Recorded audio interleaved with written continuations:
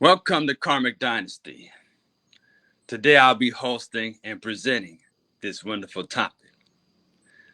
My Shango name is Adeshayo. My Ifa name is Falowo Fayemi. And you may also know my person is Khepra Ptah. So I'm going to go ahead and pay homage to my Baba, Shango. Kawo, Kabiesio, Kabiesio, Kabiesio. Itala Mojuba, Gadama Mojuba. I salute you 13 times, Baba. We salute you 13 times. I salute your 13 avatars. I give thanks and praise to Baba Shango. Kawo. Shango. First of all, let me tell you what he likes. Shango likes to be offered okra soup, right? Okra soup, apples, mangoes, bananas, and plantains, black-eyed peas, chili peppers, and his favorite nut, the bitter cola nut. Shango also loves gin, and he loves some red wine, and he likes to dance, drum, and he's also into the martial arts, so he is a warrior. Black cats, panthers, and rams are sacred to Shango, and so are birds of prey like hawks. So Shango is definitely a warrior king. All right, so for those of you seen that movie Black Panther, and they're also coming out with a part 2, you see that the panther is also sacred to Shango. Black cats are sacred to Shango, okay?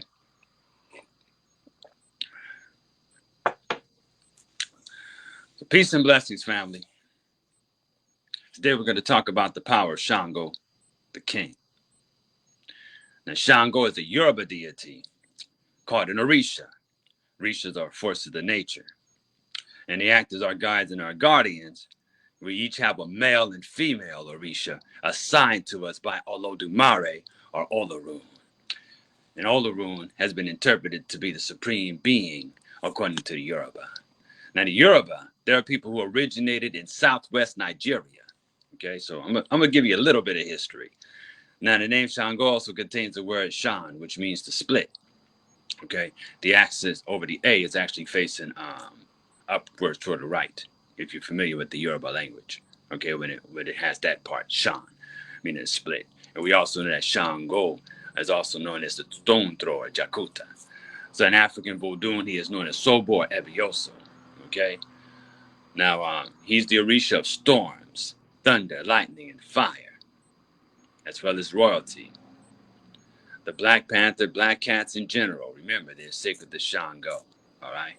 So we had a whole movement back in the 60s and 70s fighting for the freedom of black people, right? Or colored people or melanated people, whatever you like to consider.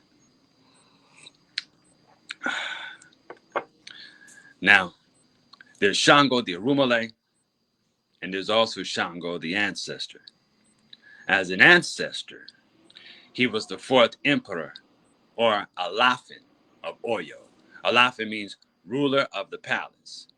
Now, the founder of the Yoruba people, as a people, is said to have been Oduduwa, and it was the son of Oduduwa, Aramian, who established the Oyo Empire, as well as the line of kings called Alafin. So after Oduduwa, the first Alafin was Aramian, pardon me. Aramian was the second Alafin, and Jakuta, or Ajaka, was the third. So the third Alafin, actually, some would say that Shango was the third, but actually Shango was the fourth. Okay? He was the fourth king in that whole line. So this set up a whole line of kings that still exists to this day of Oyo. Now, Shango as an Orisha is a spirit that loves drumming and dancing. The whole universe dances to the rhythm of a cosmic law. From galaxies and beyond, all the way down to the very atoms and subatomic particles that dance and take shape, or should I say, shape the material world. This rhythm and vibration are forces that shape everything around us, including ourselves, and we see ourselves in the universe as a reflection of the universe. The whole universe itself is pervaded with fire and electricity. You see, if there's no fire, there is no movement. When you move, heat is generated. When anything moves, heat is generated. All living things produce some form of heat. Not only that, but the human body moves due to electrical impulses, electricity. All in the animal kingdom, not to mention us, need fire and electricity to even be animated. Shango is the fire and electricity that animates the living. He helps life to come into being, while his favorite wife, Oya, helps life to transition back into the realm of the invisible. And keep in mind, it is wind, aka oxygen, Oya, that keeps the fire, Shango, burning. There's a fire in you. You must breathe to keep that fire burning. If you want to spice up your life, by the way, eat more spicy and hot tasting food. That will bring that Shango energy into your life. That'll give you the spice and zest for life. Okay. One day we're going to talk about food and how it affects our temperament. Now, before Shango's ascension, he started out as red and fiery, and it was Obatala, the chief of the white cloth, who brings coolness to Shango. And just as the mountain is sacred to Obatala, Obatala governs the head. And within the brain, electrical signals are constantly being generated between 100 billion cells called neurons. And the brain generates enough electricity to power a light bulb. Electricity is generated by neurons in the human brain, and this is a result of sodium and potassium ions moving across the cell membrane. Now we see in this case Shango working with Obatala in anatomy. Okay, so the Orishas break down not only to psychological aspects, cosmic intelligences, but also with anatomy. Remember, we are also smaller replicas of the universe itself. So there are cleansing rituals to cool the head down. The head, also known as the Ori, is said to be off balance when it gets too hot. So therefore, rituals are put in place to keep one's Ori head cool, and if necessary, fed. That's a whole nother subject. So when you want to see an alpha male, that is definitely Shango, and he loves the ladies. You see, so they say he's got the gift of gab. He's had relations with two other strong female Orishas other than Oya. The first was Oba, his wife, okay, and Oshun, the divine concubine, or his divine concubine, who would later become the wife of Orumala. So it's important to note that all three of these female Orisha are linked to their own river in Africa. This is also an indication of Shango's wealth, because rivers are linked to wealth. We look at the ancient world, we discovered that in every great civilization was connected to rivers, and rivers are symbolic for the income and the outflow of wealth as well as transportation. Rivers are also the light bands of the earth. Your blood vessels are governed by Oshun. Your blood vessels and arteries work as rivers inside your body, and Oshun, she governs rivers. Shango is known to spit fire. There are priests of Shango who can literally do this, and I've seen it with my own eyes. But on a symbolic level, we could say this represents his ability to create as he speaks. There's a such thing called Ofuashe, that is word power. The more you pray, the more you meditate, and the more your actions align with your words, the more powerful your words become. Shango spits fire. Hence, a lot of the children of Shango can be quite charismatic. In nature, Shango manifests as fire, thunder, and lightning, and also the ability to bring rain. Each and every one of us, like Shango, have the ability to speak with such authority that we can cause things to manifest in our lives. So be careful what you say, because your tongue can either make you or break you. Hence, Shango can be heard as thunder. Everyone hears the thunder unless they lack the ability to hear. And when we hear the thunder, we say, Kabiesio, in honor of Shango. Or you could just say, Kawo. With that, the crack of thunder, that flash of lightning, Shango is purifying the atmosphere and generating negative ions. These negative ions revitalize us, and after a storm, it's good for you to sit still and do breathing exercises or the internal martial arts known as Qigong or Tai Chi, so you can absorb this refreshing energy. So when you sit still, breathe, you can literally absorb these negative ions. And they're produced in a thunderstorm or in a rainstorm. See, Seattle gets a lot of rain from time to time. And at one time, I used to mope around when it would rain. But now when I see the rain coming, I rejoice. Because now I know it's time, as Brother Ralph Smart used to say, it's time to breathe in some of that good-ass prana. Anyway, we have to be mindful of the very things we spew out of our mouths. Just what we talk about and what we say to ourselves, we have an effect on our very lives. And you also got to be careful what you say to others as well. We also have to be mindful of the things that we say to those around us, because everything you're saying is recorded in the atmosphere. You leave an imprint based on the things you say, based on your actions. All this recorded in Olodumare's universe. Nothing is truly ever forgotten, just like nothing is wasted. Everything is added to the universal database of information in which makes up our world. This is why there's a proverb that says your tongue can either make you or break you. Even though Shango has the gift of gab, it says that he speaks to his children only once. Shango will communicate with you with a flash of realization. He is the lightning bolt that lights up the sky. He is that lightning. He is the lightning bolt that lights up your mind. He represents the awakened life force within the individual. And when you have a weak life force, it becomes difficult to manifest the things you need and want, not to mention fulfill your desires. Remember, Shango is king. Now, each and every king is blessed with what is called the royal secret. The royal secret is alchemy and the ability to transmute that which is of a lesser quality to a higher quality. Shango does this with his purifying fire.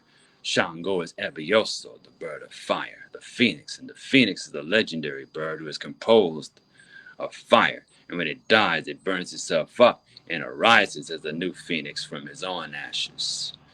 By the way, the phoenix goes back to Kemet as the Bennu bird called the heart of Ra. The fire is seen as not only symbolic of passion, and also the life force and the purifying fire.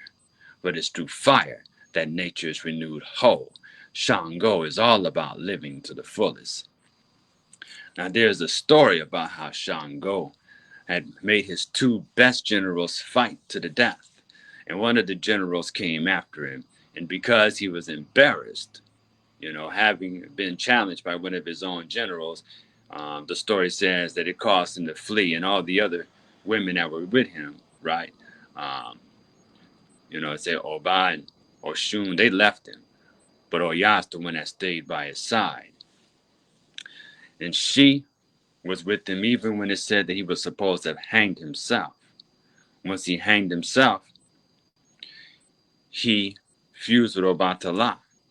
And Obatala raised him up into the form of an Orisha. That's one story, right? Now remember, do not take these stories literally. Otherwise, you might as well just go back to trying to read the Bible and try to make all those apparent contradictions make sense. A lot of these things are not contradictions, though. What they are is they represent different stories for different purposes, okay? Covering a different truth. So I said that to say this. Shango represents the purifying fire. When something has to be destroyed, or should I say, it goes through a destructive phase, right? It is purified, then it's brought back together in a renewed form. This is alchemy. This is transmutation. When the dross is separated from the material of lead, so it can be transformed eventually into a more pure base metal. and finally into gold. That's transmutation. And this is how we take on the transformation of our character. It is said that Shango is the strategist, a trait necessary in order to build an empire and to be a competent ruler. By the way, another thing about Shango hanging himself, in Yoruba culture, around the time of when Oyo was a great empire, you couldn't be a weak king. If you showed to be a weak king or incompetent, they'll send you a wooden bowl of parrot's eggs, where the king has to commit suicide. And if the king does not commit suicide, anybody have the right to kill the king. He is no longer considered a king. So it's honorable for the king at that point in time to kill himself. That's the way it worked. That's the way they made sure they got rid of weak rulers who weren't able to maintain a civilization. Now, the people of Yoruba land, they say that that particular story about Shango never happened. So that's why I say don't take it literally. It means something. There's a deeper meaning to that story. Okay, so when you go around taking it literally, you'd be trying to look for the historical things that happened with Shango and all that. Did he really spit fire at Bonka? Did Bonka really walk through the fire? And all kind of stuff. That's what I'm saying. Look at the symbolisms of the story. What we call mythologies are actually a scientific way of telling a story to awaken the deepened aspect of your consciousness. So, if there's anyone who understands the psychological aspect of warfare, it is Shango. Now, he represents the one who is a master of how to play the game. And how is that? Shango has the ferociousness of his brother Ogun and the wisdom of Obatala, which is why his colors are red and white. And Obatala, the eldest of all the Orishas, his colors is white. It's because Shango has that drive to push us beyond our limits and take us into the heights. Now, some tradition tells us that Shango was actually the first diviner. And in fact, he exchanged places with Orumala, who started out as a spirit of the dance, who is now the spirit of divination and destiny. Shango was originally the owner of the opan tray used by the Babalawo in divination, and he traded his divination tray for Orumala's bata drums, which are played during ceremonial gatherings called bembes. Now, bembe, that's a phenomena that you'll find in the diaspora where people get together and they will have what is kind of like almost like a party on behalf of the Orisha. All right, so they'll play music. They'll have three bata drummers. They all get together. They'll play the batas, and the drums. They communicate with each other, and it helps to bring down the spirit of that particular Orisha. And the Orisha will come down and will speak to people and tell people about themselves and the things they need to do to align themselves up with their destiny. So Shango also represents the aspect of the will to overcome, to do what it takes to move to higher levels. Now, I'm not just talking about the game, but existence itself. So Shango wants us all to be the strategist. Now, he has the gift of gab too, so he's even strategic with how he communicates. So to walk this path in life is to learn how to speak, okay, and speak well. And it will keep you safe if you use the correct words, being careful of what you're building with your tongue. Also having a strategy to make sure we become what we say we are, be who we're supposed to be. We're speaking reality into existence. That's why it's good to say good things about yourself. Shango is so much about living life. He is known to remove suicidal thoughts and everything else because Shango wants you to live life. Shango exists within all of us, by the way, okay? So Shango exists within us as well as operate in the universe as a cosmic intelligence and force of nature. So like I said before, Shango likes apples, bananas, mangoes. Shango's like cornmeal, okay? One of his favorite dishes is cornmeal and okra. You can also give that to him.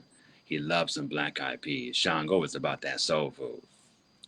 Now you can set up a place to connect with him in your home with symbols of double axes, okay? Do not take this as an actual shrine for Shango, okay? Because it's not consecrated. But it could be a place that you can acknowledge Shango. Double axes, red and white colors, symbols of authority, drums, and so forth. And from time to time, you can cut up an apple into 6 pieces, especially the red apple. offer him these apples. You can also offer the little bananas. You can offer 6 of the little bananas that you get out of the stores. A lot of times they can be brown to yellow in color. You can also leave these offerings by the base of a tree, especially those trees that have the forked extensions like a woman's leg sticking out of the ground. You have to be initiated to do this, okay? However, if he chooses you as his child, then Spirit will lead you to the necessary steps. The easiest way to find out is to consult a priest, an Orisha priest or a Babalawo. So anyone who has any questions, not just about Shango, but let's say about their Orisha, you're free to contact me and we can consult and divine to see who your Orishas are. There's a couple of songs that I want to leave you with. I'm going to have to wrap up in a little bit. But there's a song to acknowledge Shango, one of his most popular songs. It goes, Kawoe, kawoe, kawoe, kabusileo. Kawoe, kawoe, kawoe, kabusileo. Meaning, chief of the rattle. The spirit of lightning is wealthy. Chief of the rattle. Chief of the rattle. The spirit of lightning is wealthy. Chief of the rattle. Kawoe, kawoe, kawoe, kabusileo. Kawoe, kawoe, kawoe, kabusileo. And then there's also more to it than that as well. We're going to get into it. There's another one where you're acknowledging Shango as bringing in the power to make changes in your life. Actually, the other part is lightning is wealthy. Okay, that's actually Kawe's hell to the chief. Okay, the other one that I meant to say, I actually said it in English. I meant to say, Obasi isere Shango ilaro. Obadi sere. That's the one. That's the first one that I said in English. Obadi sere Shango ilaro. Obadi sere. Obadi sere. That's chief of the rattle. That's what that means. Kawe. When you say Kawe, that's hell. Kawo. Kawe, Kawe, Kawe, Kabusilio. So you get in front of your shrine or you get in front of a place to just sing these songs. Kawo. Say Kawo. Kabiesio. Kawe, Kawe, Kawe, Kabusilio. And once you get there, just sit still and imagine yourself taking in the electricity of the universe. You're taking in that fire. You're activating that fire. Okay? So let me go ahead and break it down. Let me see. I wish I could just type it up and show you on the screen. You say Kawe, Kawe, Kawe, Kabusilio. That says hell, hell, hell to the chief. Kawe, Kawe, Kawe, Kabusilio. Hell, hell, hell to the chief. And you say Obai Sede, Shango Iloro. Obai Sede, Alado Iloro. And what you're saying is you're saying chief of the rattle. The chief of lightning is wealthy. Chief of the rattle. And that's his Obadi Sere, Shango Ilaro. Obadi Sere, Alado Ilaro. You see what I'm saying? So let's see if we can do it with me. I don't have to hear you. Just go ahead and just sing it with me. Obadi Sere, Shango Ilaro. Obadi Sere, Alado Ilaro. Obadi Sere, Shango Ilaro. Obadi Sere. All right? I'm going to also leave you with a sound vibration that can activate the energies that are similar to Shango. This particular energy has to build one's, this mantra has to build one's self-esteem and help one to rise into positions of influence. Okay? And it's Hrim. Say it with me. Hrim.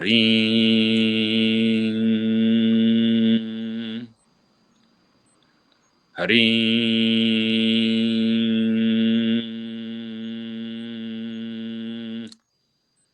Hrim.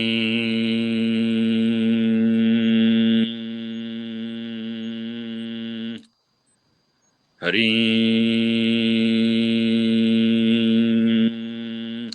feel that sound vibration going through your whole entire body, just feel yourself being saturated with that. Try that. Now, if you feel like you're constantly on fire, then you might want to cool down a little bit. Okay? And what you do is you want to wear some white, take a white bath. Get you some coconut oil or some coconut water. Mix it with some rice water.